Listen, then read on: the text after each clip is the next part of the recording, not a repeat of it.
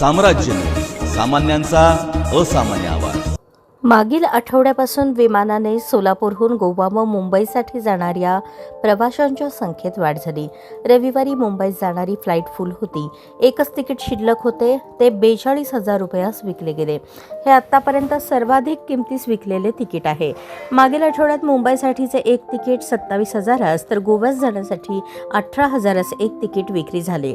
उन्हाळी सुट्ट्या आणि लग्नसराईमुळे विमानांच्या प्रवासी संख्येत वाढ झाली आहे।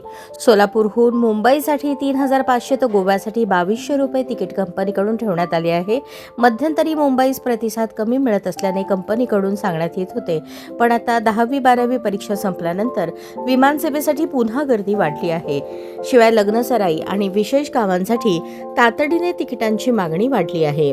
42,000 रुपयांचे तिकीट उड्डाणाच्या आधी 4 तास बुक करण्यात आले, तर गोव्यासाठी 18,000चे तिकीट याप्रमाणे 4 तिकिटे 1 दिवस आधी बुकिंग करण्यात आली।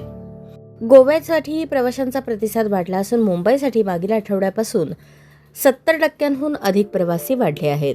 मुंबईसाठी काही ठराविक दिवस प्रतिसाद मिळत आहे। विशेषतः शनिवार आणि रविवारच्या विमानाला चांगली गर्दी होत आहे, पण मुंबईच्या तुलनेत गोवा विमानसेवेत चांगला प्रतिसाद मिळत आहे। मार्च बरोबर एप्रिल महिन्यातही प्रवाशांची गोव्यासाठी बुकिंग झाले आहे।